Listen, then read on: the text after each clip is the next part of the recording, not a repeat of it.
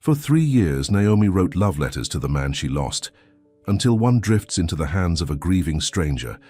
But behind his gentle words lies a secret that could bury their fragile connection for good. Before we get into the story, comment below where in the world you are watching from today. Zaraya Cole's hands shook as she balanced the heavy tray of champagne flutes. The crystal glasses clinked together, threatening to spill their golden contents onto the polished marble floor of the Cross Mansion. "Easy there," her cousin Marcus whispered as he passed by with his own tray of hors d'oeuvres. "Just another hour and we're done," Zaraya nodded, forcing a smile. She shouldn't be here. This wasn't her world. All these people in designer clothes talking about vacation homes and stock portfolios. She was a graphic designer from Brooklyn who spent her days creating logos for small businesses and her nights worrying about her mother's medical bills. "I can't believe I let you talk me into this," she muttered when Marcus circled back to her. "I don't belong here." "They're paying triple the normal rate, and you said you needed the money," Marcus reminded her. "Besides, nobody's even looking at us. We're just furniture to these people." He was right. The guests barely glanced at her as they plucked glasses from her tray. To them, she was invisible. Usually that would bother her, but tonight it was a relief. Zaraya scanned the crowded ballroom. Crystal chandeliers cast a warm glow over New York's elite as they laughed and networked. But there was one face she hadn't seen all evening. "Is he even here?" she asked. "The man who owns this place?" Marcus shrugged. "Damien Cross? I heard he rarely shows up to his own parties. Too busy counting his billions, I guess." Then, why throw them? For show, it's all for show. Zaraya's bladder suddenly reminded her she'd been working for 3 hours straight. "I need to find a bathroom. Can you cover for me?" Marcus nodded, taking her tray.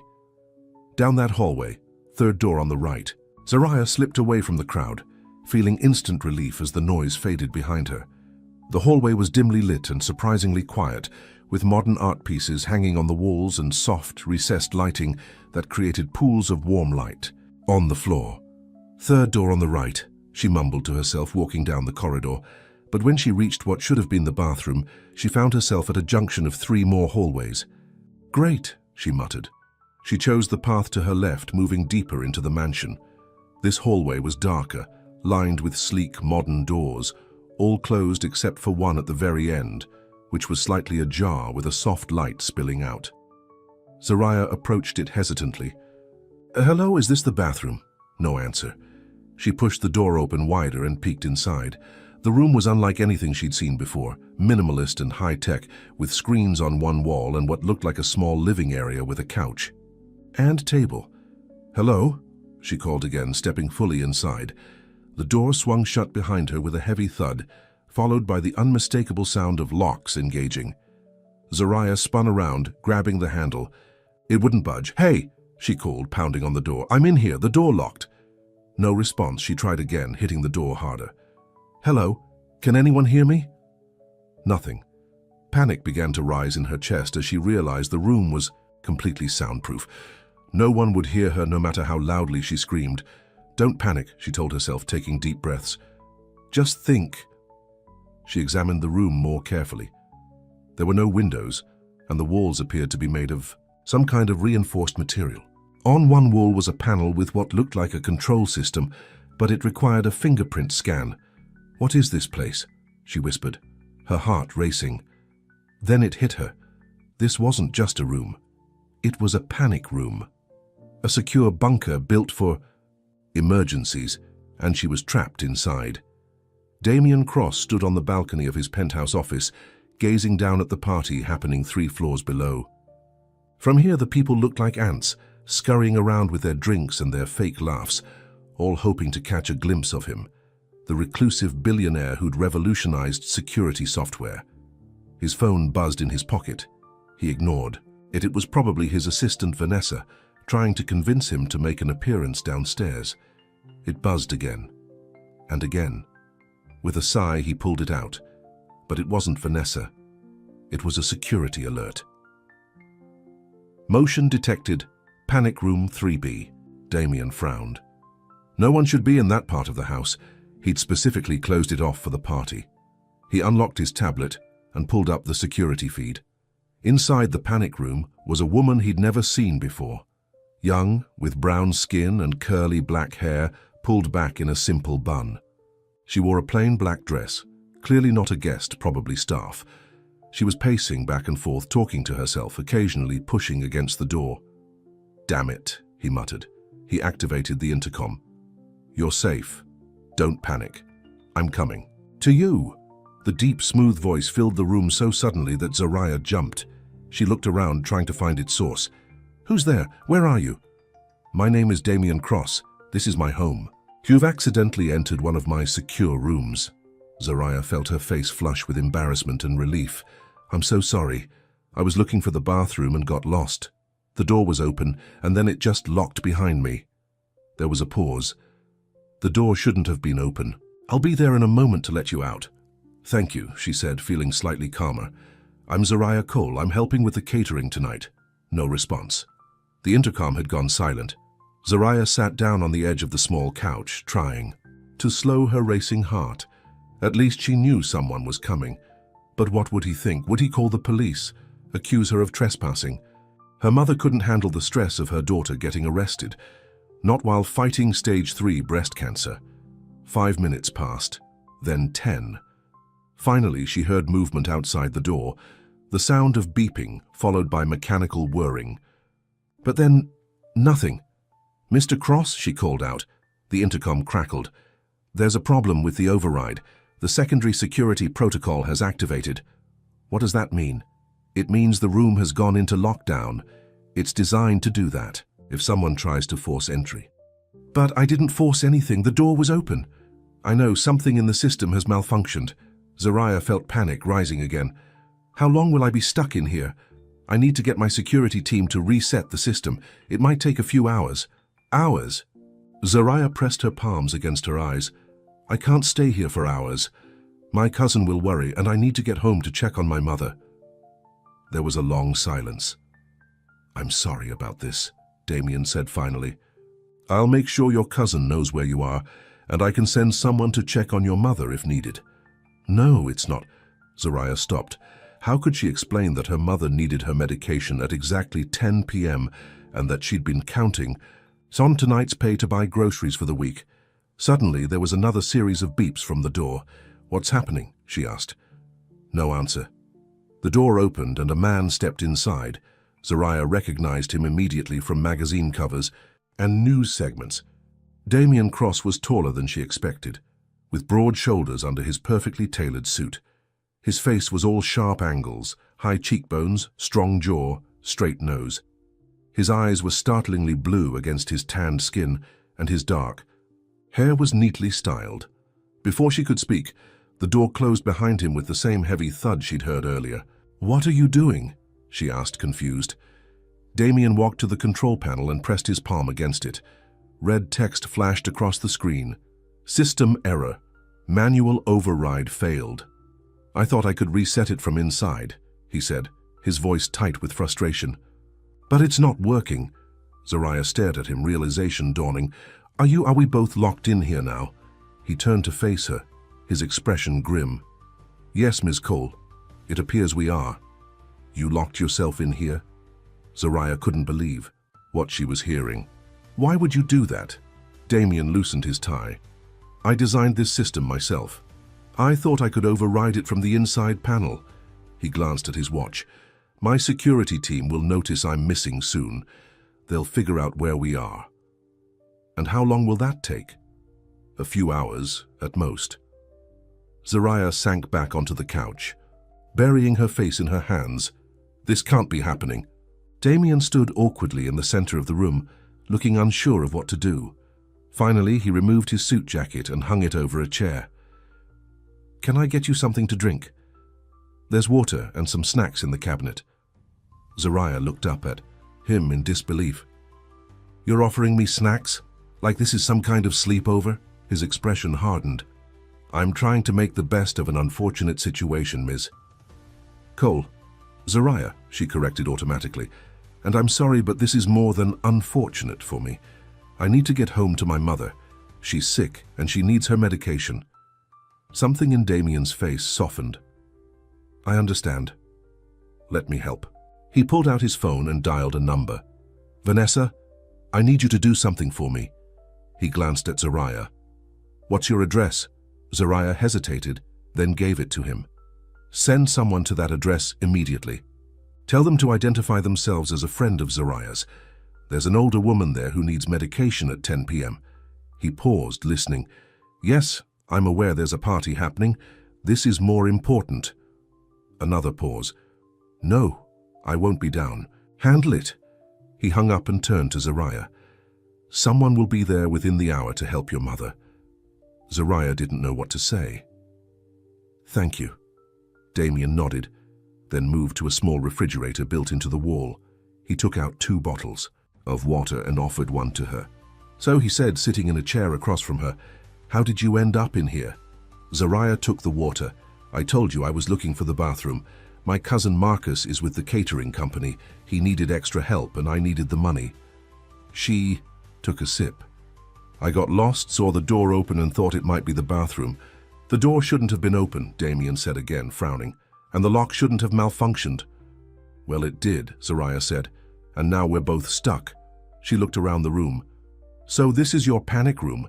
Do billionaires have a lot to panic about?" A hint of a smile touched his lips. "More than you'd think." They fell into an uncomfortable silence. Zariah fidgeted with her water bottle, acutely aware of how out of place she was. Meanwhile, Damien sat perfectly still, his face unreadable. "Why do you throw these parties if you don't even attend them?" she asked suddenly. Damien looked surprised by the question. "Business, networking, it's expected." "Expected by who?" He shrugged. "The board, the investors, the public." "So you hide up here while everyone down there pretends to be your friend?" His eyes narrowed. "You're very direct, Ms. Cole." "Zariah," she reminded him. "And yes, I am. Life's too short not to be." "Is that why you were talking to yourself in here before I arrived?" Zariah felt her cheeks warm. "You were watching me?" "Security cameras," he said, gesturing to a small lens in the corner. "Standard in a panic room." "Great," she muttered. "So you saw me freaking out." "I saw someone trying to stay calm in a stressful situation," he corrected. "It was admirable." Zariah studied him, trying to figure out if he was mocking her, but his expression seemed genuine. "This isn't how I planned to spend my evening," she said with a sigh. "Nor I," Damien agreed. "But perhaps we can make the best of it." He leaned forward slightly. "Tell me about your mother." Zariah was caught off guard by the personal question. "She has breast cancer, stage 3. She's been fighting it for 8 months now." "I'm sorry to hear that. The treatments are expensive, even with insurance. That's why I took this job tonight." She gave a humorless laugh. "Ironic, right? I came here for money, and now I'm locked in a room with one of the richest men in the country." Damien didn't laugh. "Life has a strange way of bringing people together." Their eyes met, and for a moment Zariah felt something shift in the air between them. Then his phone buzzed, breaking the moment. He checked it, his face darkening. "It's going to be longer than I thought." "How much longer?" "The system requires a complete reboot. It won't be until morning." Zariah's stomach dropped. "Morning? I can't stay here all night." "I'm afraid we don't have a choice." Damien stood up and walked to a cabinet, opening it to reveal bedding and pillows. "At least it's comfortable. There's a bathroom through that door and plenty of food." Zariah watched him in disbelief as he calmly began preparing the couch as a makeshift bed. "How are you so calm about this?" she demanded. Damien paused, looking at her. "Panicking won't open the door any faster." "But don't you have somewhere to be? People waiting for you?" A shadow passed over his face. "No, Ms. Cole, I don't." For the first time, Zariah saw something beyond the cool, controlled exterior, a glimpse of something that looked almost like loneliness. "It's Zariah," she said softly, "and I guess we have all night to get it right." Damien's serious expression softened just slightly. "I guess we do." "Zariah, I've written part 1 of the story following your guidelines. The narrative establishes Zariah's financial struggles and her mother's illness, how she accidentally gets trapped in Damien's panic room, Damien's decision to enter the room and their subsequent entrapment together. The beginning of their interaction in this confined space, The contrast between their worlds and personalities. I've kept the language simple and direct, focusing on the characters' actions and emotions, rather than complex descriptions. The narrative follows a linear timeline and establishes the foundation for their relationship to develop in subsequent parts. The night stretched on in the panic room. Zariah sat on one end of the couch while Damien worked on his phone, occasionally, making quiet calls to his security team. The room was surprisingly comfortable, with soft lighting that could be adjusted and a temperature control system that kept it perfectly cool. "Your cousin knows you're safe," Damien said, putting his phone down. "I had my assistant explain the situation." "Did she tell him I'm locked in a panic room with his boss's boss?"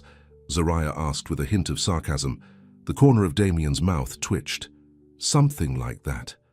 Zariah pulled her knees up to her chest. "This is by far the strangest night of my life." "Mine too," Damien admitted. He hesitated, then added, "I don't usually spend much time with people." "What, billionaires don't have friends?" He didn't answer immediately. "I have colleagues, business partners, acquaintances. But not friends? Not many." He stood up and walked to the small kitchenette area. "Are you hungry? There's some food in here." Zariah realized she was starving. She hadn't eaten since lunch. "Yes, actually." "What do you have in your fancy bunker?" Damien opened a cabinet. "Canned goods mostly, some dried fruits, protein bars." He pulled out a few items. "Not exactly the catering from upstairs." "I'll take whatever," Zariah said. "I missed dinner too. Be here." Damien arranged some food on a plate and brought it over to her. Crackers, dried fruit, nuts, and some kind of canned meat spread. "Sorry it's not more impressive." "Are you kidding? This is the first time I've sat down all night." She took the plate gratefully. "Thank you." He nodded and made a plate for himself, though he barely touched it as he sat back down.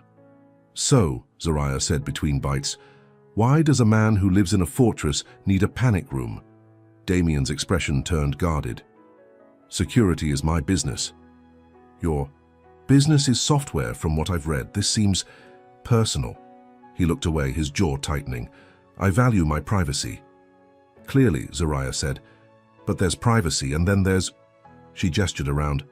"This." Damien was quiet for so long that Zariah thought he wasn't going to answer. When he finally spoke, his voice was lower, more controlled. "When I was 19, our family home was broken into. My parents were killed." The words were flat, emotionless. "I was away at college. My sister was the only one home. She hid in a closet for 3 hours while they ransacked the house." Zariah felt her heart drop. "I'm so sorry." "The police said it was a robbery gone wrong. Just bad luck." His eyes were distant. "But I don't believe in bad luck. I believe in preparation in control." "So you built this?" "I built many things," he said. "My first security software patent was filed 6 months after their funeral. I designed this house myself. Every lock, every camera, every safe room. To keep people out," Zariah said softly. Damien looked at her, his blue eyes intense. "To keep safe what matters." The weight of his words hung in the air between them. Zariah put her plate down, suddenly understanding the man sitting across from her a little better. "My dad died when I was 15, she said. "Car accident, drunk driver." Damien's expression softened slightly. "I'm sorry. After that, it was just me and Mom. She worked 2 jobs to put me through school. Now it's my turn to take care of her." Zariah smiled sadly. "We don't have panic rooms or security systems. We just have each other." "That's more than many people have," Damien said quietly. They fell silent again, but the tension in the room had changed. It wasn't awkward anymore, but thoughtful, as if they were both seeing each other more clearly. "What time is it?" Zariah asked after a while. Damien checked his watch. "Almost midnight." "My feet are killing me. I've been standing since 4 o'clock." She slipped off her practical black flats and rubbed her soles. "You should rest," Damien said. "Take the couch, I'll use the chair." "I can't take your couch, it's your panic room." "Please," he insisted. "I rarely sleep anyway." Zariah was too tired to argue. "Wake me if anything changes with the door?" "Of course." She stretched out on the couch, using one of the pillows he'd taken from the cabinet. Damien dimmed the lights and moved to the chair across the room. his face illuminated by the glow of his phone. Despite her exhaustion, Zariah found it hard to fall asleep with him sitting there. "Do you really not sleep?" she asked. "4 hours a night usually," he replied without looking up. "That's not healthy. Neither is working 2 jobs while going to school, I imagine." Zariah propped herself up on her elbow. "How did you know I was in school?" Now he looked up. "Your bag. Before they brought it in, I saw a student ID card for Brooklyn Community College. Graphic design," she said. "Part-time. You're an artist?" "I try to be.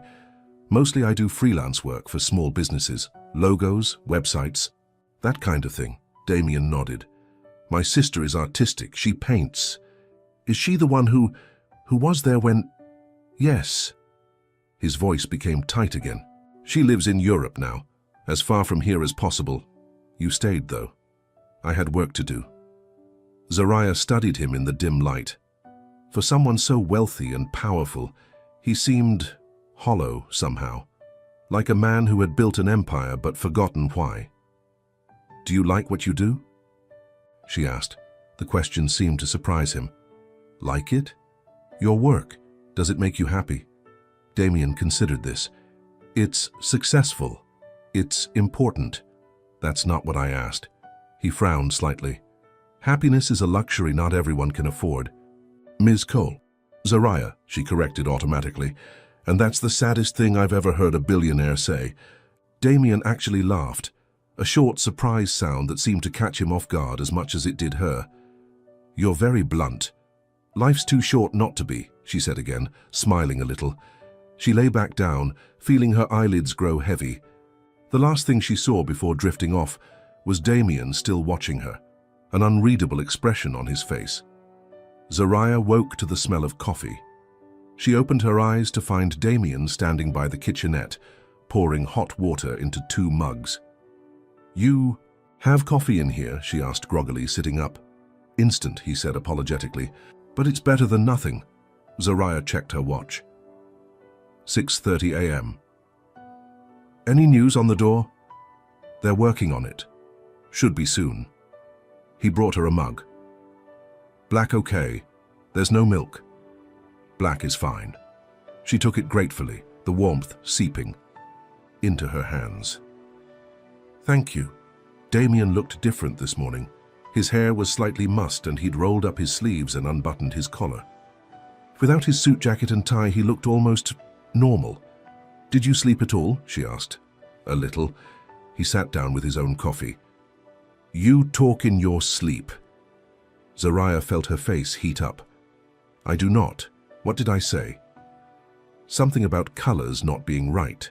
"And your mother's name? Sarah?" "Sarah," she corrected. "Without the H." He nodded. "Someone from my staff checked on her last night. Said she took her medication and was resting comfortably." Relief washed over Zariah. "Thank you for doing that. It was the least I could do after locking you in here." "Technically, I locked myself in. You just joined the party." A smile tugged at his lips. "First time my security system has ever backfired quite like this. First time for everything." Zariah sipped her coffee, grimacing at the bitter taste. "Even bad coffee. I'll make a note to stock better coffee in all future panic rooms, along with milk and sugar. Of course." They shared a small smile, and Zariah felt something warm spread through her chest that had nothing to do with the coffee. The moment was interrupted by Damien's phone buzzing. He checked it, his expression brightening. "They've reset the system. The door should unlock in about 15 minutes. "Oh." Zariah was surprised at the twinge of disappointment she felt. "That's good." "Yes." Damien put his phone down. "You can get back to your life. And you to yours." An awkward silence fell between them. "What will you tell people?" Zariah asked. "About why you disappeared from your own party?" Damien shrugged. "The truth, that there was a security malfunction. Will you mention me?" He studied her face. "Do you want me to?" Zariah thought about it. "No, I don't think so. I'd rather not be in the tabloids as the cater waiter who got trapped with Damien Cross. Then no one will know you were here. Thank you." She hesitated, then added, "For everything. Checking on my mom, not having me arrested for trespassing." "You didn't trespass," he said firmly. and I should be thanking you. For what? For making an unfortunate situation less unfortunate. It wasn't exactly a compliment, but coming from him, it felt like one. A beeping sound from the control panel interrupted them. Damien stood and walked over to it, pressing his palm against the scanner. This time the screen flashed green. "It's ready," he said. Zariah stood, suddenly aware of her rumpled dress and messy hair. "I must look a mess." "You look fine," Damien said, then quickly added, "The staff entrance is down the east corridor. I can have someone show you out that way if you prefer, to avoid questions." "Yes, that would be good." Zariah gathered her few belongings. Damien pressed a button, and the heavy door slid open with a hiss. Standing outside was a tall woman in a crisp suit, her hair pulled back, in a tight bun. "Mr. Cross," she said, her eyes flickering briefly to Zariah. "Everything is prepared as requested." "Thank you, Vanessa." Damien turned to Zariah. "My assistant will show you out." Zariah nodded, suddenly feeling the weight of reality returning. The night in the panic room already felt like a strange dream. "Goodbye, Mr. Cross," she said formally. "Goodbye, Ms. Cole." He hesitated, then added softly, "Zariah." She followed Vanessa down a series of hallways, away from the main part of the house where workers were cleaning up from the previous night's party. No one gave her a second glance. "Your cousin left this for you," Vanessa said, handing her a small bag. "And Mr. Cross instructed me to give you this." She handed Zariah an envelope. Inside was a check for $5,000. Zariah stopped walking. "I can't accept this." Mr. Cross was very clear. He said it was compensation for your inconvenience. "It wasn't his fault. I can't take his money." Vanessa's professional demeanor cracked slightly. "Between us, he pays people much more for much less of his time. Just take it." Zariah hesitated, thinking of her mother's medical bills and the rent that was due next week. Slowly, she put the check in her bag. "There's a car waiting to take you home," Vanessa said, leading her to a side door. "The driver has been instructed to wait if you need to stop anywhere." "Thank you." Outside, a sleek black car idled in the driveway. The driver opened the door for her. As Zariah settled into the back seat, she looked up at the massive house. Somewhere, inside was a man who had everything money could buy, but who seemed to have so little of what truly mattered. She pulled out her phone and found 3 missed calls from her mother and several texts from Marcus asking where she'd disappeared to. She would have a lot of explaining to do when she got home.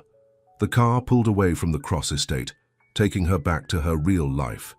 A life that suddenly felt both more grounded and somehow smaller than it had just 24 hours ago. 2 days later, Zariah sat at her small desk in the corner of the living room, working on a logo design for a local bakery. Her mother was napping in the bedroom, the new medication from the expensive specialist already showing promising results. Zariah had used part of Damien's money to pay for the appointment her mother had been putting off for months. The rest she'd put aside for rent and future treatments. She still felt strange about taking it, but as her mother said, sometimes pride has to take a back seat to practicality. Her phone buzzed with a news alert. She'd set it up after returning home, curious despite herself about what would be said about Damien's disappearance from his own party, Tech Billionaire. Damien Cross announces new security initiative after minor system failure at home. Zariah clicked on the article. There was a photo of Damien at a press conference, looking exactly as he had when she'd first seen him enter the panic room. Perfectly put together, remote, untouchable. According to the article, he'd announced a new grant for cybersecurity research after experiencing a minor system failure during a charity event at his home. There was no mention of anyone being trapped or of Damien himself spending the night locked in his own panic room. Zariah felt a strange mix of relief and disappointment. What had she expected? That he would tell the world about their night together? That he would mention the woman in the black dress who had talked to him about happiness and loss? Her phone buzzed again, this time with a text from an unknown number. "Ms. Cole, I hope this message finds you well. I've taken the liberty of having your number transferred from our security log. There's a matter I'd like to discuss with you if you're amenable. DC." Zariah stared at the screen, her heart suddenly racing. She typed back, "What matter would that be, Mr. Cross?" The response came quickly. "One better discussed in person. Are you available for dinner tomorrow evening?" Zariah bit her lip, thinking. Then she typed, "I don't leave my mother alone in the evenings." 3 dots appeared, then, "Of course. Perhaps lunch then. I can send a car." Zariah hesitated. Part of her wanted to say no, to put the strange night behind her and move on with her life. But another part, a stronger part, was curious. "Lunch works, but I can take the subway. Just tell me where." This time the response took longer. Finally, "The car will be there at noon. The driver knows the location." Zariah shook her head, smiling despite herself. "Fine, but this better not be about the check. I've already spent it." "It's not about the check." "Until tomorrow, Zariah." She put her phone down, her design work forgotten. What could Damien Cross possibly want to discuss with her? And why did the thought of seeing him again make her stomach flutter with something that felt dangerously like excitement? The next day, the black car pulled up in front of Zariah's apartment building at exactly noon. She'd spent more time than she cared to admit deciding what to wear, finally settling on a simple blue dress that was nicer than her usual jeans and t-shirt, but not fancy enough to make it seem like she was trying too hard. "You look beautiful," her mother said as Zariah checked her reflection one last time. "It's just lunch, Mom," Sarah Cole smiled knowingly, "with a billionaire who locked himself in a room with you all night." "When you say it like that, it sounds weird." "Life is weird, honey." Sarah adjusted her daughter's collar. "Just be yourself. If he wanted to have lunch with someone fancy, he has plenty of options." Zariah hugged her mother carefully, mindful of how fragile she still was. "I'll be back in a couple of hours. Call if you need anything. Go have fun. I've got my shows to watch and pills to take." Sarah shooed her toward the door. "And don't you dare rush back on my account." The driver opened the car door as Zariah approached. "Good afternoon, Ms. Cole." "Hi," she said, feeling awkward as she slid into the back seat. "Where are we going?" "Mr. Cross has reserved the rooftop at 70 Blue." Zariah's eyes widened. 70 Blue was one of the most exclusive restaurants in the city, famous for its stunning views and months-long waiting list. The drive took them into Manhattan, through busy streets and past towering skyscrapers. Finally, they pulled up in front of a sleek building with a discreet entrance and a single blue door. "Mr. Cross is already waiting upstairs," the driver said, opening her door. "The elevator will take you directly to the rooftop."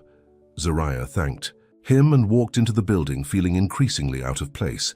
A host greeted her immediately. "Ms. Cole? This way, please." He led her to a private elevator at the back of the lobby. Inside, there was only one button. The host pressed it and stepped back. "Enjoy your lunch," he said as the doors closed. The elevator rose swiftly and silently. When the doors opened again, Zariah stepped out onto a rooftop garden that took her breath away. Lush plants surrounded elegant tables, with the city skyline spreading out in every direction. And standing at the far end, looking out over the view, was Damien Cross. He turned as she approached, and for just a moment his composed expression softened into something that looked almost like pleasure. "Zariah," he said, "thank you for coming." She took a deep breath and stepped forward into whatever this unexpected lunch might bring. I've written part 2 of the story, continuing the development of Zariah and Damien's relationship. In this section, they spend the night locked in the panic room, gradually opening up to each other. We learn about Damien's tragic past that explains his obsession with security. Zariah shares her own struggles with her mother's illness. They're finally released in the morning, and Damien gives Zariah money as compensation. 2 days later, Damien contacts Zariah and invites her to lunch. The part ends with Zariah arriving at an exclusive restaurant to meet him. The narrative maintains the straightforward style you requested, focusing on the characters' emotional development and the growing connection between them. I've kept the language simple and direct while building tension for their next encounter. Zariah approached the table where Damien stood waiting. The rooftop was completely empty except for them. No other diners, no visible staff. "Did you rent out the entire restaurant?" she asked, unable to keep the surprise from her voice. "Just the rooftop," Damien replied, pulling out a chair for her. I thought you might prefer privacy. Most people just ask for a corner table, Zariah said as she sat down. A hint of a smile crossed his face. I'm not most people, clearly. She looked around at the stunning garden setting, with Manhattan spread out below them. This is beautiful. Damien took his seat across from her. He was dressed more casually than she'd seen him before, dark slacks and a light blue button-down, shirt with no tie. He still looked impeccable, but somehow more approachable. How is your mother? He asked. Better, actually. I used some of your money to take her to a specialist we couldn't afford before. They adjusted her medication and she's responding well. Zariah met his eyes directly. Thank you for that. It made a real difference. Damien nodded, looking pleased. I'm glad to hear it. A waiter appeared silently at their table, carrying 2 glasses of water and a bottle of wine. I took the liberty of ordering a selection of dishes, Damien said. I hope you don't mind. The chef here is exceptional. That's fine, Zariah said, though she couldn't help adding, do you always make decisions for other people? Often, he admitted. It's efficient, but not very considerate. Damien paused, then nodded slowly. You're right. What would you like to drink? Wine. Something else? Water is fine for now, Zariah said, surprised by his concession. The waiter poured water into her glass and then disappeared as quietly as he'd arrived. So, Zariah said after a moment, what's this matter you wanted to discuss? Damien seemed uncharacteristically hesitant. I have a proposition for you. A proposition? Zariah raised an eyebrow. That sounds ominous. A business proposition, he clarified quickly. I've been looking at your work. My work, your website, your online portfolio. He pulled out a tablet from a case beside his chair and placed it on the table. Your designs are good. Very good, actually. Zariah felt a mixture of flattery and unease. You researched me. I did. He didn't sound apologetic. I like to know who I'm dealing with. And what exactly are we dealing with, Mr. Cross? Damien, he corrected. And I'd like to hire you. The waiter returned with a tray of small, artfully arranged appetizers. He set them down and left without a word. Zariah stared at Damien. Hire me for what? Cross Security is launching a new consumer division. Home security systems, personal data protection, that sort of thing. We need a complete rebranding. Logo, website, marketing materials. He slid the tablet toward her. I've put together some initial thoughts. Zariah looked down at the screen, which showed a mock-up of a sleek, modern website design. You did this? I have some design skills. Nothing like yours, but enough to convey the concept. Zariah scrolled through the images, impressed despite herself. The design was clean and sophisticated, with a color scheme of deep blues and grays. This is actually good. Don't sound so surprised, Damien said dryly. So you want me to do the final designs? That's your proposition? Yes, full creative control, with final approval from me. The fee would be substantial. How substantial? Damien named a figure that made Zariah nearly choke on her water. That's a lot of money. It's the market rate for a complete corporate rebranding, he said evenly. I don't underpay for quality work. Zariah's mind raced. That kind of money would cover her mother's treatments for months, maybe even a year. It would let her cut back on her other freelance work and focus on finishing her degree. Why me? She asked. You could hire any top design firm in the city. Damien picked up a small appetizer but didn't eat it. Your work has an authenticity that appeals to me. It's not pretentious or trendy. It's honest. He set the food back, down. Like you. Zariah felt a warmth spread through her that had nothing to do with the sunshine on the rooftop. Thank you. Plus, he added, his voice lighter, you've seen my panic room. You're already familiar with my security obsession. Zariah laughed. That's one way to put it. They fell into an easier conversation as they began to eat the appetizers. Zariah asked questions about the project, and Damien answered with surprising openness, explaining his vision for making high-level security accessible to average consumers. Most people think good security is just for the wealthy or paranoid, he said. I want to change that perception. Because of what happened to your parents, Zariah said softly. Damien nodded, his expression sobering. Yes, everyone deserves to feel safe in their own home. The main courses arrived, a perfectly cooked piece of fish for Zariah and steak for Damien. The food was exquisite, better than anything Zariah had ever tasted. So, Damien said as they... Will you take the job? Zariah considered. I'd need a formal contract, and I'd have to work around my school schedule and my mother's appointments. Of course, you can work remotely most of the time, set your own hours. I would only need you to come in for occasional meetings. You've thought this through. I always do. He took a sip of water. Is that a yes? Zariah smiled. It's a yes. Something in Damien's face relaxed, as if he'd been tensed for rejection. Good. I'll have my legal team draw up the contract tomorrow. There's one more condition, Zariah added. What's that? No more surprise checks. I want to earn this fairly. Damien studied her for a moment, then nodded. Agreed. They finished their meal with dessert, a delicate chocolate creation that melted in Zariah's mouth. As they ate, she found herself watching Damien. In this setting, away from his fortress-like home, he seemed different. Still reserved, still intense, but somehow more human. What? He asked, catching her gaze. Nothing, just, this isn't how I expected to spend my afternoon when I woke up this morning. Life rarely goes as expected. He paused. Sometimes that's not a bad thing.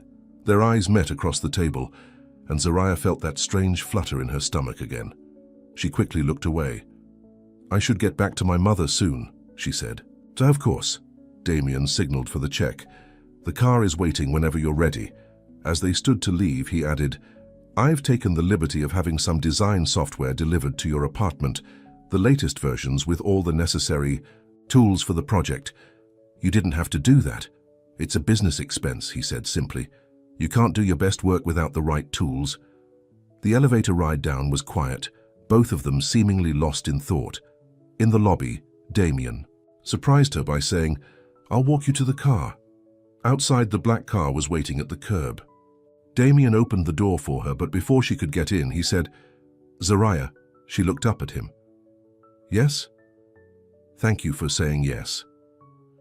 There was something in his voice, a vulnerability that hadn't been there before, that made her heart skip.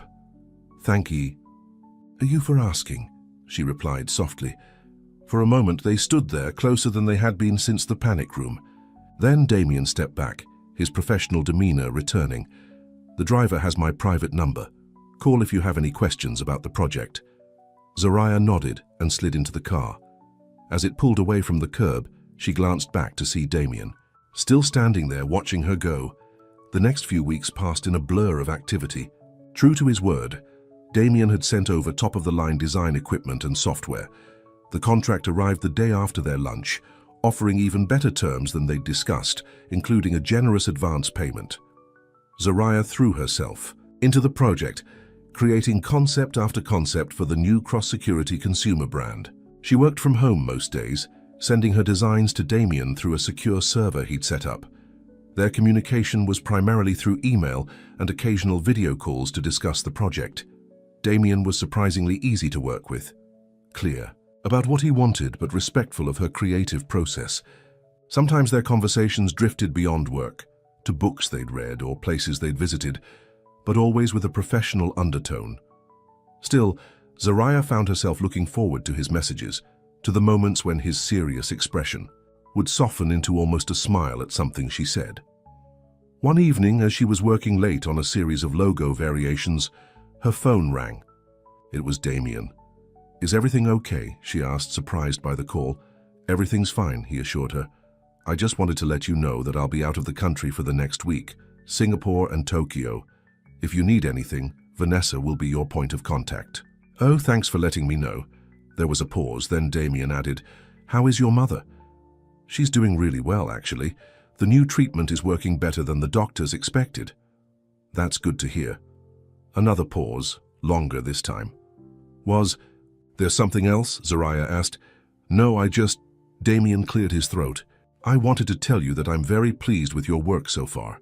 The designs are excellent. Thank you, Zariah said, smiling though he couldn't see it. That means a lot. I should let you get back to it. Good night, Zariah. Good night, Damien. After. He hung up. Zariah sat staring at her phone, wondering why such a brief conversation had left her feeling so warm. The week of Damien's trip dragged by. Zariah continued working on the project, sending updates to Vanessa, who was unfailingly professional but nowhere near as engaging to talk to as Damien. She told herself she was just eager for his feedback, that her impatience for his return was purely professional. But when her phone chimed with a message from him on the day of his return, back in New York, "Can you come to the office tomorrow to review the final designs?" She couldn't deny the rush of excitement she felt. The next day, Zariah dressed more carefully than usual in a simple but elegant navy dress and the one pair of designer shoes she owned, a splurge from her first big freelance check. Her mother noticed as she was leaving. "You look nice," Sarah said with a knowing smile. "Meeting with the boss?" "It's a big presentation," Zariah replied, avoiding her mother's eyes. "I want to look professional." Sarah didn't sound convinced. "Give Mr. Tall, Dark and Wealthy my regards." "Mom!" "What?" Sarah's eyes twinkled. "You talk about him all the time."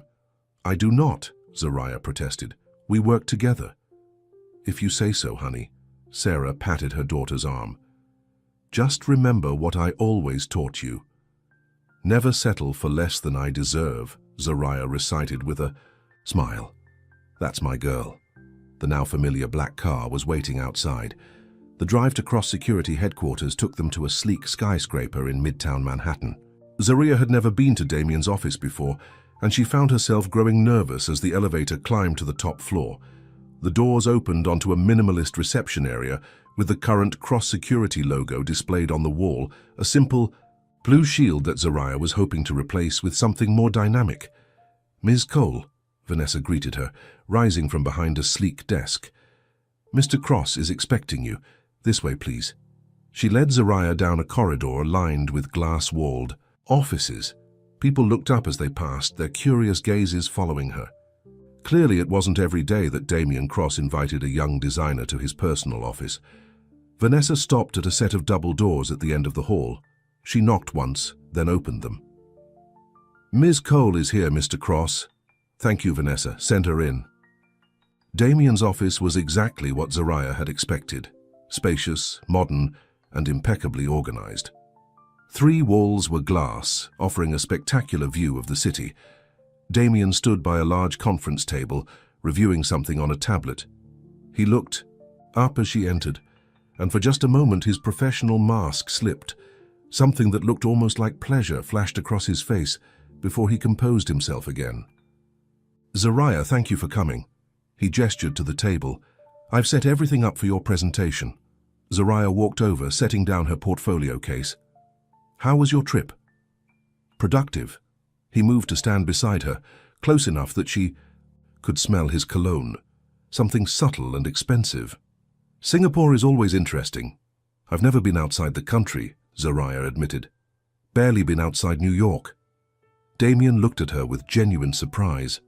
"Never? College, work, Mom's illness?" There hasn't been much time or money for travel. Something shifted in his expression.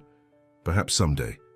Before Zariah could respond, the door opened and several people filed in, executives from various departments according to the introductions Damien made.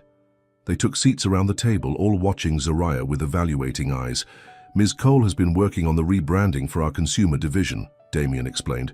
"I've asked you all here to review her final concepts." Zariah felt a flicker of panic. She hadn't realized she would be presenting to a room full of executives.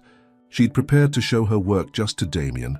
As if sensing her nervousness, Damien caught her eye and gave her a small, encouraging nod. Somehow, that simple gesture steadied her. Taking a deep breath, Zariah opened her portfolio and began her presentation.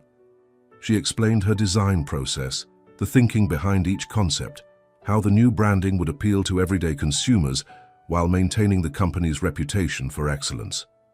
The executives asked questions, some easy, some challenging, but with each answer, Zariah grew more confident. This was her work, her passion, and she knew it inside and out. When she unveiled the final logo design, a stylized door that doubled as a shield, with a keyhole that formed the letter C, there, was a moment of silence followed by murmurs of approval. "It's perfect," said one woman who had been introduced as the marketing director. "Simple enough for consumers to recognize instantly, but sophisticated enough for our corporate clients." Others nodded in agreement. Zariah looked to Damien, who had been silent throughout most of the presentation. His face was unreadable. "Thank you, everyone," he said finally. "If you could leave your comments with Vanessa, I'd like to speak with Ms. Cole privately." The executives filed out, several stopping to compliment Zariah on their way. When the door closed behind the last of them, she turned to Damien. "You didn't warn me I'd be presenting to your entire executive team," she said, unable to keep the accusation from her voice. "Would you have prepared any differently if I had? Well, no, but then it wasn't relevant information." He walked to the window, looking out at the city. "You did exceptionally well. They were impressed." "What about you?" Zariah asked. "Were you impressed?" Damien turned to face her. "I expected nothing less."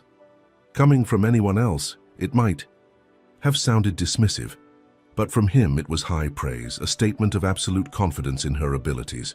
"So what happens now?" she asked. "Now we implement your designs." He moved back to the table, closing her portfolio with careful hands. "The legal team will draft a new contract for the implementation phase, if you're interested." "I am," Zariah said immediately, "but I have finals coming up in a few weeks. I'll need to work around them."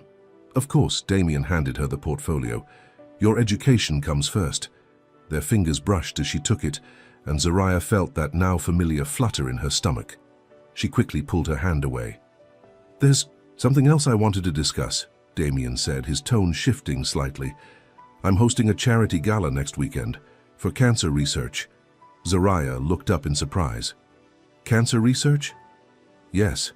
He hesitated, then added, "I thought, given your mother's situation, it might be something you'd be interested in attending." "As a guest, you mean, not serving drinks this time?" A faint smile touched his lips. "Definitely as a guest." Zariah's heart raced. Was he asking her on a date? Joe, that was ridiculous. This was Damien Cross, Billionaire CEO. He was just being considerate, including her in an event related to her mother's illness. "I'd like that," she said carefully. "It's a good cause." "Good." Damien seemed relieved. "I'll have Vanessa send you the details. It's black tie, but don't worry about that. Just give her your sizes, and she'll take care of everything." "Oh no," Zariah said quickly. "I can find something to wear. I don't need—" "It's not charity, Zariah," Damien interrupted. "It's part of your compensation package. All of our executives receive wardrobe allowances for company events." Zariah wanted to argue, but knew it would only make things awkward. "Thank you, then." Damien walked her to the door. "The car will take you home. I have another meeting, or I would see you out myself." "I think I can find the elevator on my own," Zariah said with a smile. "I'm pretty good with directions, except when they lead me into panic rooms." Damien actually laughed, a short, surprised sound that made him look years younger. "Let's hope that was a one-time occurrence." "I don't know," Zariah said, surprised by her own boldness. "It worked out pretty well in the end." Their eyes met, and for a moment the professional pretense between them seemed to thin, revealing something deeper, more personal. Then Damien straightened, his CEO demeanor sliding back into place. "Until the gala, then." "Until the gala," Zariah echoed and walked out of his office, feeling as though something important had just happened, though she couldn't quite say what. The package arrived 3 days later, a large white box with the name of an exclusive boutique embossed on the lid. Inside, nestled in tissue paper, was the most beautiful dress Zariah had ever seen. Deep emerald green, with a fitted bodice and flowing skirt, it looked like something from a magazine. Underneath were shoes, a small evening bag, and a velvet box containing a simple but elegant silver necklace. A card at the bottom read, "Vanessa selected these based on your professional wardrobe. If they're not to your taste, please let her know. DC." Zariah's mother gasped when she saw the dress. "Oh my goodness, it's stunning." "It's too much," Zariah said, running her fingers over the silky fabric. "I can't accept all this." "Why not? He's right. It's a business expense. You're representing his company." Sarah held the dress up against her daughter. Besides, you deserve beautiful things, Zariah. You've worked so hard. Zariah thought about returning it all, about finding something more modest to wear, but when she tried on the dress and looked in the mirror, she couldn't help the smile that spread across her face. The dress fit perfectly, as if it had been made for her. "Oh, honey," Sarah said, tears in her eyes. "You look like a princess." Zariah laughed. "I'm hardly Cinderella, Mom." "And he's not exactly Prince Charming," Sarah agreed with a wink. "But every fairy tale needs an update now and then." "It's not a fairy tale," Zariah insisted. "It's business." But as she looked at herself in the mirror, she couldn't help wondering what Damien would think when he saw her in this dress. And that thought had nothing to do with business at all. The night of the gala arrived clear and cool, with stars visible even through the city's light pollution. The car picked Zariah up at 7, and for once her mother was well enough to walk her out, waving from the sidewalk like Zariah was headed to prom instead of a charity event. The gala was being held at the Metropolitan Museum of Art, with the entire north wing closed off for the event. As the car pulled up to the entrance, Zariah saw photographers lined up behind velvet ropes, capturing the arrivals of the city's elite. "I can't go through there," she told the driver in panic. "Isn't there a side entrance or something?"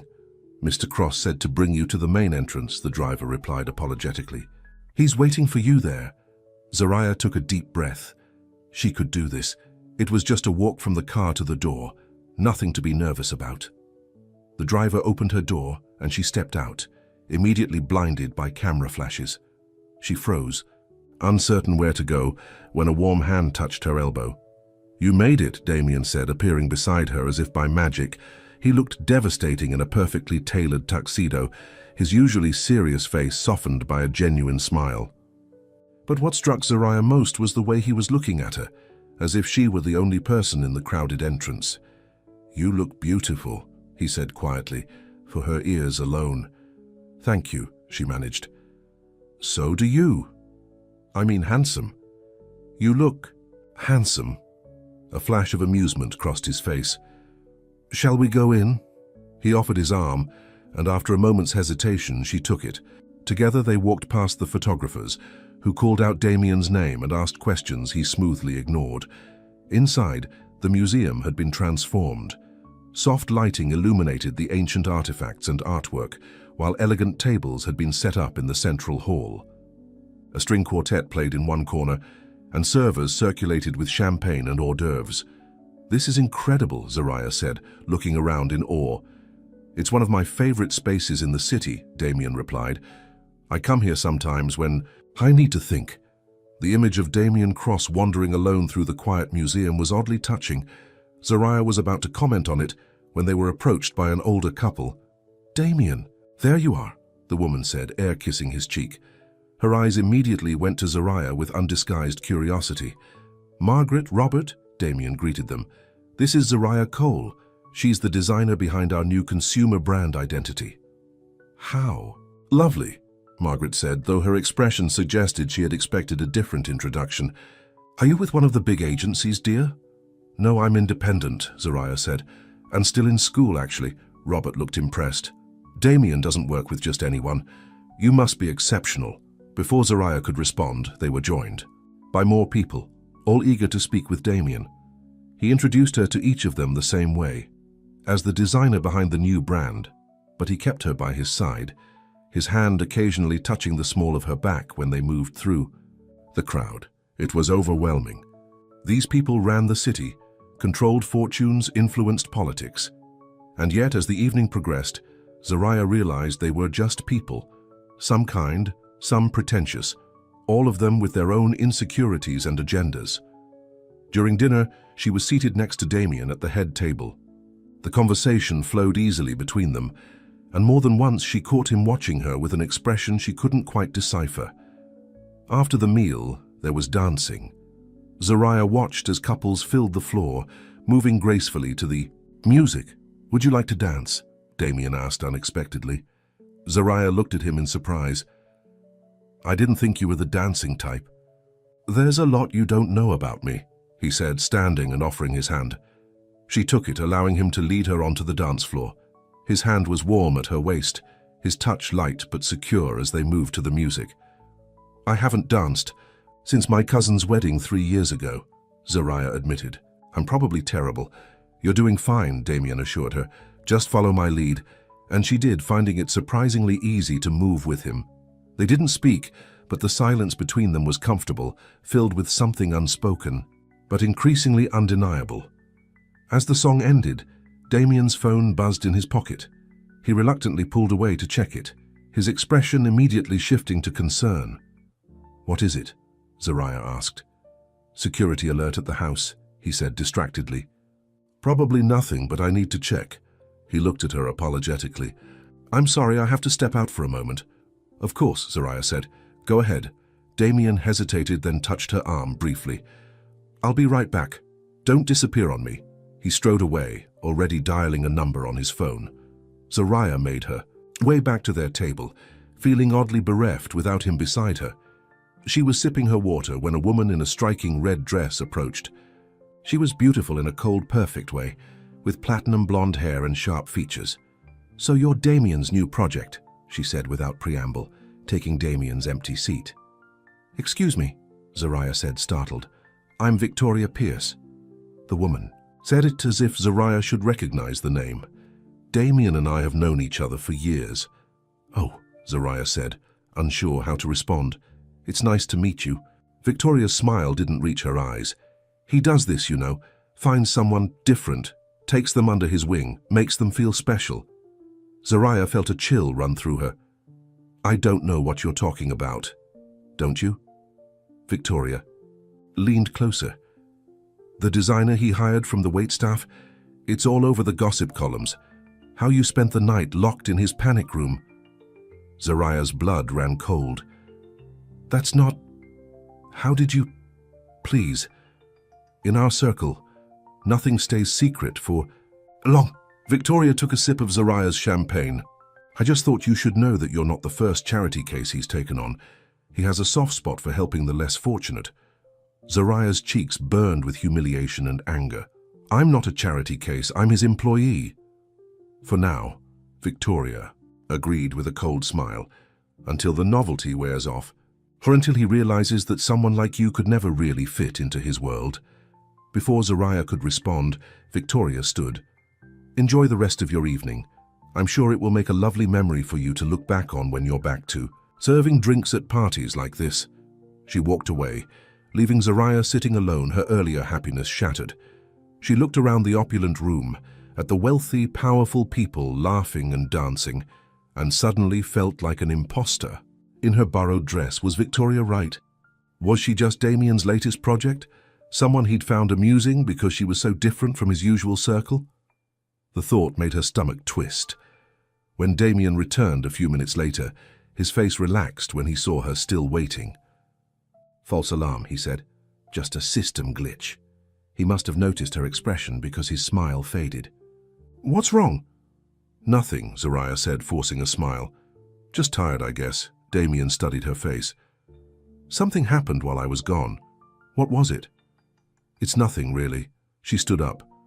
"Actually, I think I should go. It's getting late. And I have a paper due Monday." "Zariah." Damien caught her hand. "Talk to me, please." The genuine concern in his voice almost broke her resolve. But Victoria's words echoed in her mind. "I just don't belong here," she said quietly, pulling her hand away. "This isn't my world, Damien, and I think we both know that." Confusion and hurt flashed across his face. "That's not true, isn't it? Look around. These are your people. I'm the girl you rescued from a panic room, your latest charity project." Understanding dawned in his eyes. "Victoria spoke to you." "So you don't deny it?" Zariah asked, her voice catching. "Deny what? That she's jealous and manipulative?" "No, I don't deny that." Damien moved closer, lowering his voice. "Whatever she told you, it's not true. Then why is our night in the panic room in the gossip columns?" "You promised no one would know." Damien's expression darkened. "I didn't tell anyone. It must have been someone on the security team or the catering staff." He ran a hand through his hair in frustration. "Zariah, you have to believe me. You're..." Not a charity case or a project. You're—" He stopped, seemingly unable to find the words. "I'm what?" Zariah asked, her heart pounding, but Damien just shook his head. "Let me take you home. We can talk in the car." "No." Zariah took a step back. "I need some space, some time to think." "Zariah, please, Damien, just let me go." The hurt in his eyes was almost enough to make her stay. But Zariah turned and walked away, threading through the crowd of beautiful, wealthy people who had never known what it was like to count pennies for medication or work 3 jobs to pay rent.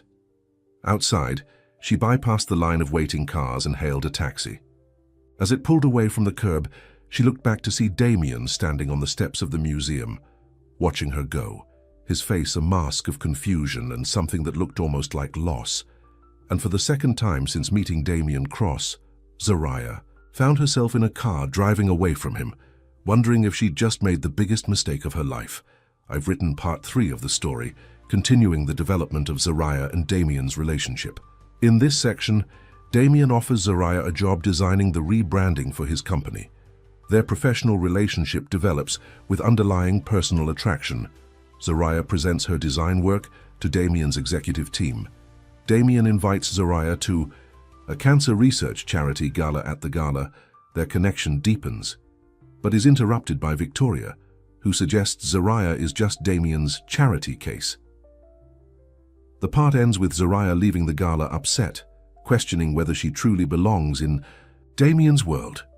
The narrative maintains the straightforward style with simple language while building emotional tension between the characters. I've focused on their growing feelings for each other and the obstacles they face from both external forces and their own insecurities. Zariah spent the weekend avoiding Damien's calls and messages. She threw herself into her schoolwork, finishing her paper early and studying for finals until her eyes burned. But no matter how hard she tried to focus, her mind kept returning to the hurt in Damien's eyes as she'd walked away. By Monday morning, there were 3 missed calls from him and a single text. "Please let me explain." She didn't respond. Instead, she sent a professional email to Vanessa, attaching the final design files and thanking her for the opportunity to work with Cross Security. She ended by saying she wouldn't be continuing with the implementation phase due to school commitments. It was the coward's way out, and Zariah knew it. But the thought of facing Damien again, of hearing him confirm that yes, she had been a novelty, a momentary distraction from his real life, was too painful to bear. Her mother watched her with worried eyes as she moved around their small apartment like a ghost. "Are you going to tell me what happened?" Sarah asked on Sunday night, as they sat together watching TV. "Nothing happened," Zariah said, staring at the screen without seeing it. "I just realized some things don't work out, no matter how much you might want them to." Sarah took her daughter's hand. "Is this about Damien?" Zariah looked at her in surprise. "How did you—" "I'm your mother. I notice things." Sarah squeezed her hand. "Like how your eyes light up when you talk about him, or how you've been checking your phone every 5 minutes since you came home from that gala." Zariah sighed. "It's complicated. Love usually is." "It's not love," Zariah said quickly. I don't know what it is. But it doesn't matter. We're too different. His world and mine, they don't mix." Sarah gave her a knowing look. "Is that what you think or what someone told you to think?" Zariah remembered Victoria's cold smile, her cutting words. "A little of both, I guess." "Well, I didn't raise you to let other people decide what you can and can't have." Sarah tapped Zariah's knee gently. "If he matters to you, at least hear what he has to say." Zariah nodded but still didn't pick up her phone. What was the point? Even if Victoria was wrong, even if Damien did care for her in some way, what future could they possibly have? He lived in a world of mansions and private jets. She lived in a 2-bedroom apartment in Brooklyn with medical bills piling up. Some gaps were too wide to bridge. On Tuesday morning, Zariah was rushing to class when her phone rang. It wasn't Damien, but her mother. "Mom? Is everything okay?" "Everything's fine, honey, but there's someone here to see you." Zariah frowned. "Who?" "Damien Cross. He's sitting in our living room right now." Zariah nearly dropped her phone. What? Why is he? How did he? He said he tried calling, but you wouldn't answer. Sarah's voice held a hint of amusement. He's very persistent. I'm on my way to class. I can't. He says he'll wait. Sarah lowered her voice. Honey, the man looks miserable. Whatever happened between you two, I think you should come home and talk to him. Zariah closed her eyes, torn between the urge to run away and the growing realization that she couldn't avoid this conversation forever. Tell him I'll be there in 30 minutes. She turned around and headed back toward the subway, her heart pounding with each step. What could Damien possibly want to say that he had to come to her apartment to say it? When she arrived home, she paused outside the door, gathering her courage. Then she took a deep breath and walked in. Damien was sitting on their old couch, looking ridiculously out of place in his expensive suit. He stood when she entered, his face lighting up before uncertainty took over. Zariah, he said, her name, sounding like both a greeting and a question. I'll give you two some privacy, Sarah said, heading for her bedroom. She squeezed Zariah's arm as she passed. Remember what I said? When the bedroom door closed, Zariah turned to Damien. What are you doing here? You wouldn't answer my calls. He took a step toward her, then stopped as if afraid of pushing too far. I had to see you. Why? I sent the files. The project is done. This isn't about the project. Damien ran a hand through his hair, a gesture Zariah had come to recognize. As a sign of frustration, it's about what happened at the gala, about what Victoria said to you. It doesn't matter what she said. It does if it made you run away. He moved closer, his eyes searching her face. Zariah, whatever she told you, it wasn't true, wasn't it? Zariah crossed her arms, protecting herself. She said it's all over the gossip columns, about us being locked in together, about you hiring me after. I never spoke to the press, Damien said firmly. Someone leaked the story, yes, but I've been trying to shut it down. That's what the security alert was about that night. My team traced the leak to one of the guards who was on duty that night. He's been fired. That doesn't change the fact that people are talking, that they think I'm... She couldn't finish the sentence. I don't care what people think, Damien said, his voice rising slightly. I've never cared what people think. If I did, I wouldn't have built walls around myself for years. I wouldn't have hidden in my own home during parties.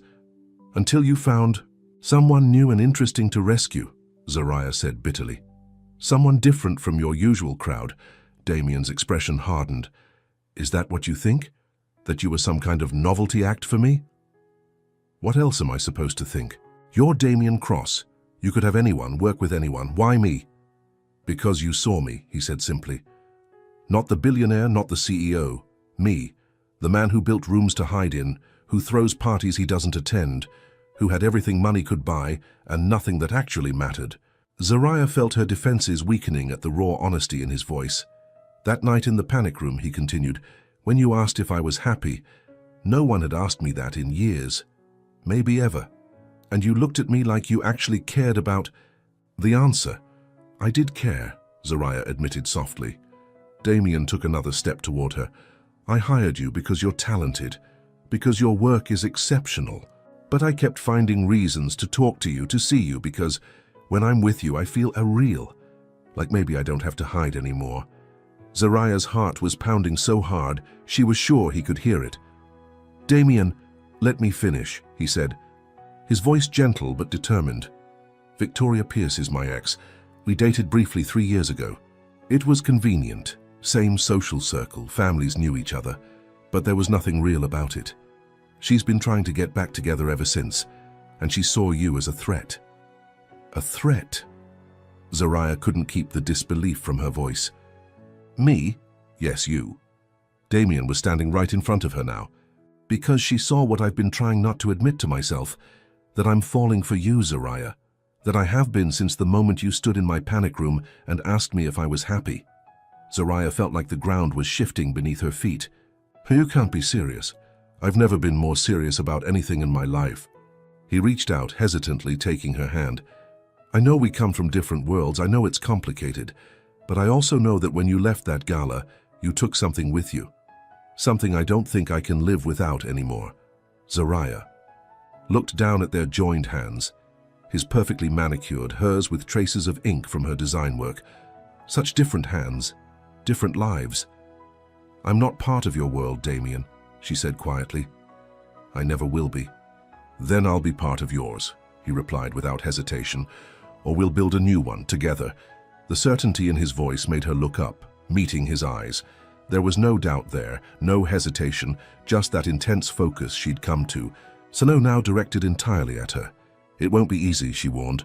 "Nothing worth having ever is. People will talk. Let them." Zariah felt a smile tugging at her lips despite herself. "Do you have an answer for everything?" "Not everything," Damien said, his own lips curving into a smile. "I still don't know if you feel the same way." Instead of answering, Zariah stepped forward and kissed him. It was a gentle kiss, questioning at first, then growing more certain as his arms wrapped around her, pulling her close. When they finally broke apart, both slightly breathless, Damien rested his forehead against hers. "I'll take that as a yes." Zariah laughed, feeling lighter than she had in days. "Yes, but I'm still not sure how this works, us, I mean." "Neither am I," Damien admitted. "But I'm willing to figure it out if you are." A soft ahem from the hallway made them turn. Sarah stood there, a knowing smile on her face. "Sorry to interrupt," she said, not looking sorry at all, "but I was wondering if Damien would like to stay for lunch.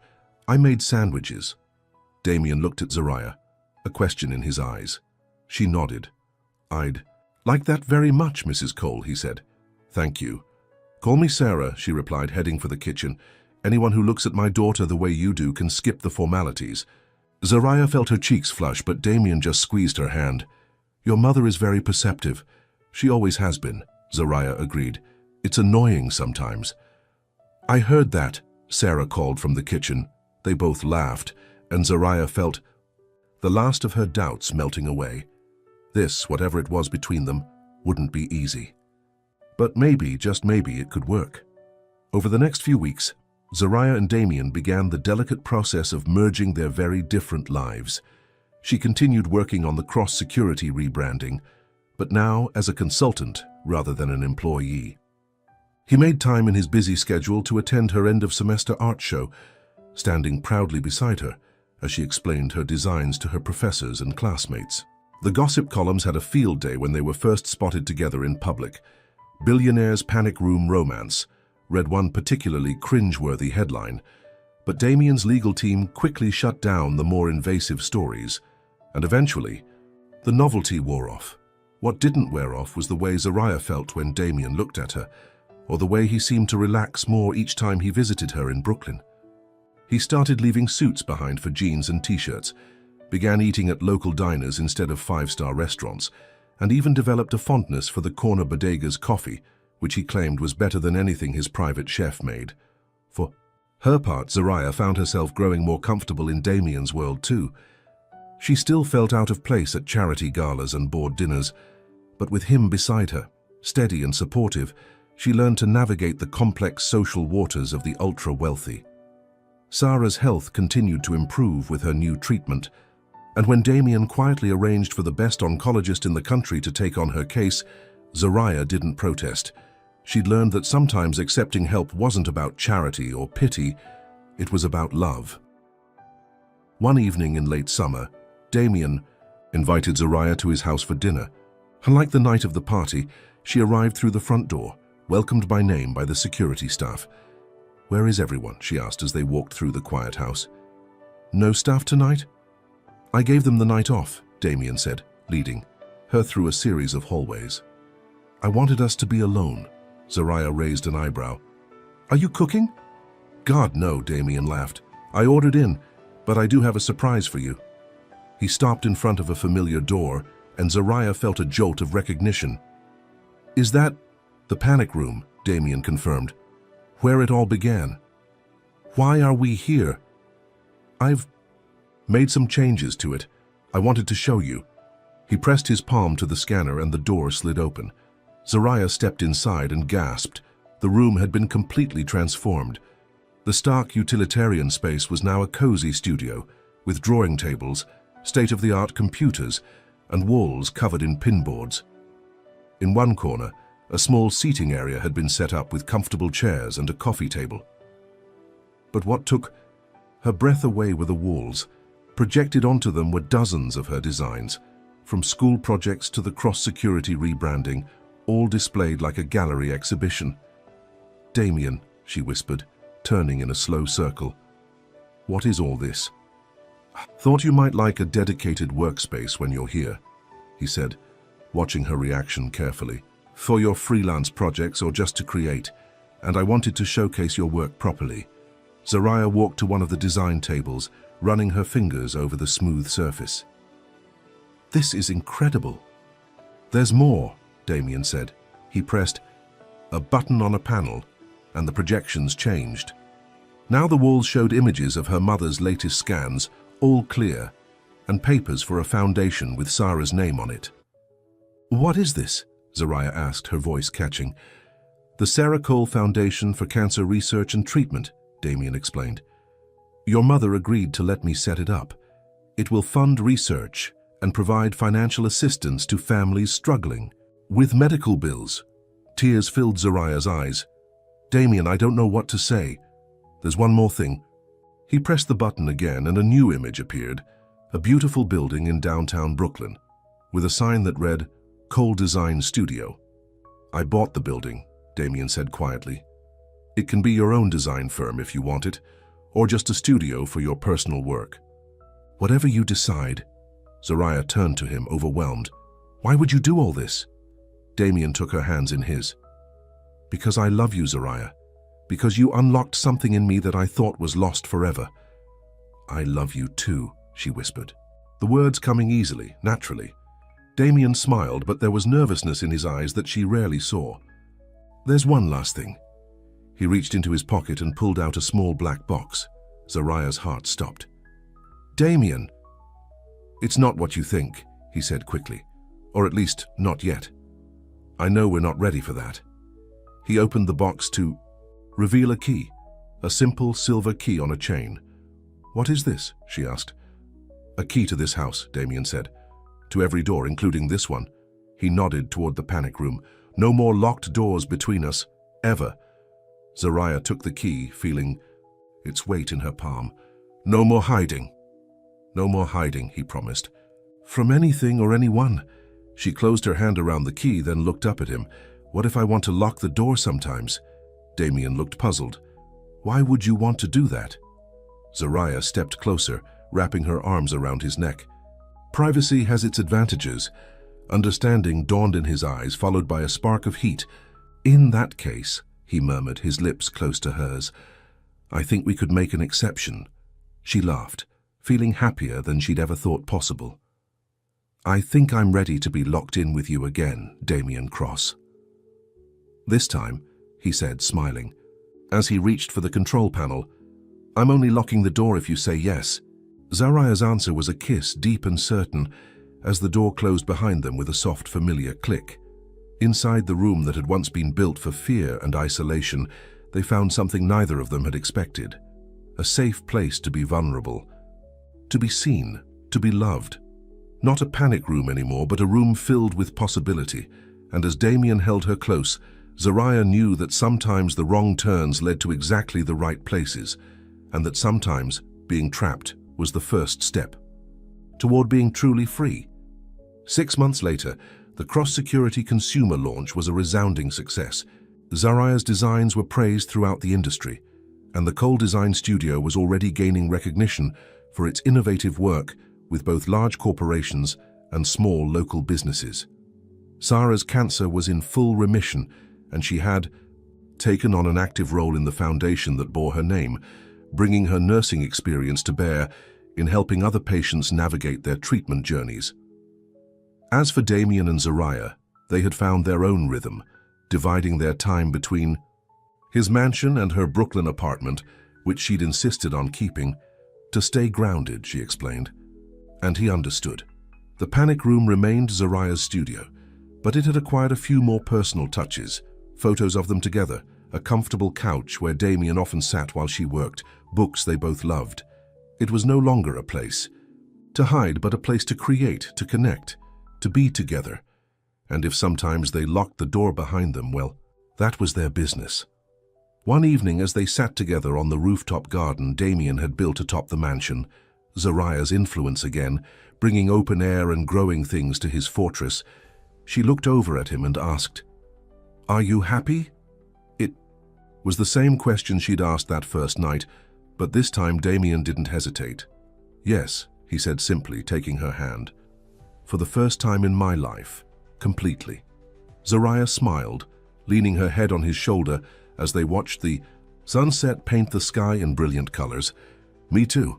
They sat in comfortable silence, two people from different worlds who had found a way to build their own. Not his, not hers, but something new, something shared. And as darkness fell and the first stars appeared overhead, Zariah thought about keys and locks, about walls and doors, about all the ways people kept themselves safe, and all the ways they let themselves be found. Sometimes the scariest thing wasn't being trapped, but being free. Free to love, free to hope, free to trust. Damien had built a room to keep danger out, never realizing that he'd locked himself in along with his fears, until she had walked in and shown him the way out. "What are you thinking about?" Damien asked, noticing her thoughtful expression. Zariah smiled. "About how sometimes getting locked in is the only way to find the key." Damien nodded, understanding as he always did. "And sometimes the key was there. All along, we just needed someone to show us how to use it." He reached into his pocket and pulled out a small velvet box. Not the one with the key this time, but something else entirely. Zariah's breath caught as he opened it to reveal a ring, simple but stunning, with a single emerald that matched the dress she'd worn to the gala. "Zariah Cole," Damien said, his voice steady despite the vulnerability in his eyes. "Will you marry me?" And as the stars came out above them, as the city lights twinkled below, Zariah gave him the answer that had been waiting in her heart since that first night, the night they'd been locked in together, and found the key to something neither of them had been looking for, but both had desperately needed. "Yes," she said, "yes, I will." The endive completed the final part of Locked In With You, bringing Zariah and Damien's story to its conclusion. In part 4, Zariah avoids Damien after the gala incident. Cutting off contact, Damien comes to her apartment to explain and confess his feelings. They begin to build a relationship that bridges their different worlds. Damien transforms the panic room into a studio for Zariah's work. He creates a cancer foundation in her mother's name and buys a building for Zariah's design studio. He gives her a key to his house, symbolizing no more locked doors between us. The story concludes 6 months later with Damien proposing on the rooftop garden. Throughout the story, I've maintained the straightforward narrative style with simple language and focused on the emotional journey of the characters. The story follows the premise you provided, with the panic room serving as both a literal and metaphorical space where two people from different worlds connect and find something unexpected together.